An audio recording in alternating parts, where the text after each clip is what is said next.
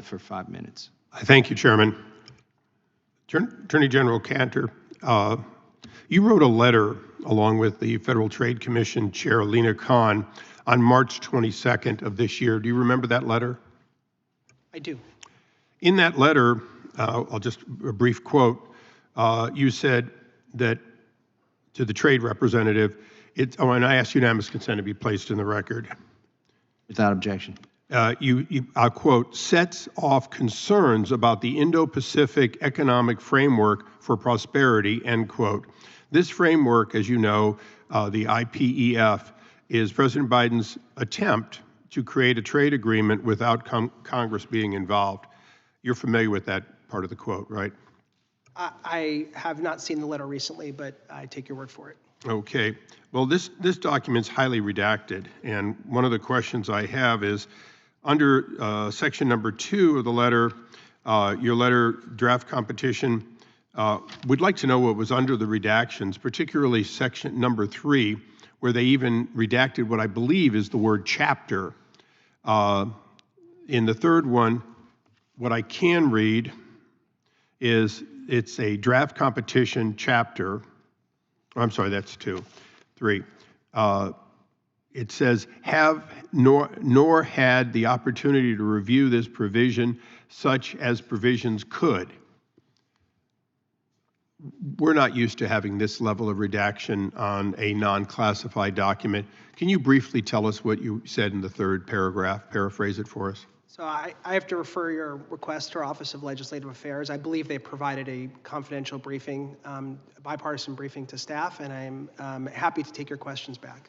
So you write a letter between two parts of government, and then your people turn it into black lines, and you won't answer today. Is that correct? I can't speak to the redactions. Again, we'll have to refer that to our Office of Legislative Affairs. Okay, well, briefly, would you tell me, is it correct that you wrote a letter out of a concern for the trade representative's handling of what is yours and the Federal Trade Commission's historic duty, that it might impact you without correspondence with you or particularly with Congress? So what I can say is there is a process in place, one that Congress put in place, to make sure that the Department of Justice Antitrust Division has the opportunity to weigh in on issues that affect competition.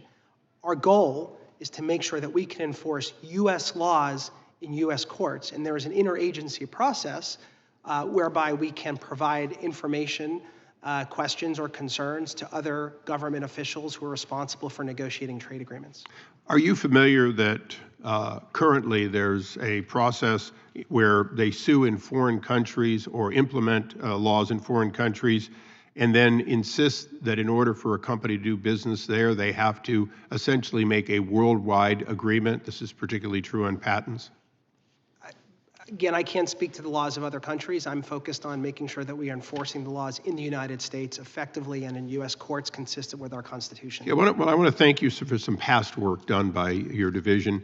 Department of Justice went after the airlines for price fixing, and there were actual convictions. American, United, I think Delta, I'm not positive it was Delta, but there were 3 airlines that were involved. And it went all the way to the CEO level. Do you remember that? Were you with them then? That predated my arrival. Okay, well, sounds like a good idea, but I happen to be in San Diego, and I can tell you that price fixing isn't just the money, it's also the routes.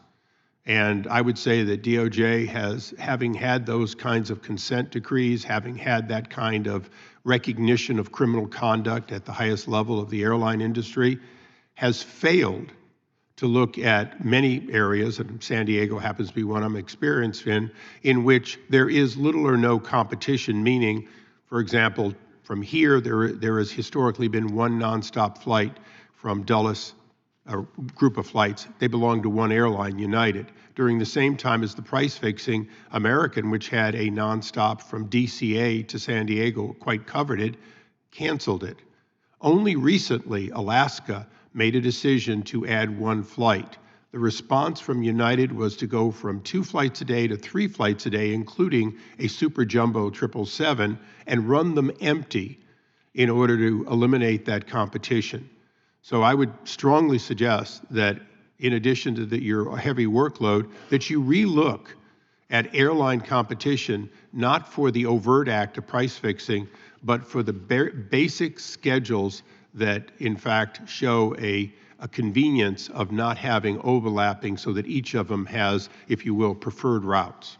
Yeah, so we have prioritized enforcing the law as appropriate in this area, and we hear concerns from the entire country about the lack of affordability and availability of flights. We blocked for the first time ever in the history of the Antitrust Division a merger of airlines just last year, and we are in court as we speak at this very moment seeking to block another. And so we have prioritized this area because I said before, as we head into Thanksgiving, people are wondering whether they can afford travel across the country and have availability to see their family. And when people fly to see a sick loved one, they have the right and should have the right and the opportunity to have a competitive fare and competitive benefits of multiple routes. Thank you. Yield back. The gentleman yields back. And this is going to be the last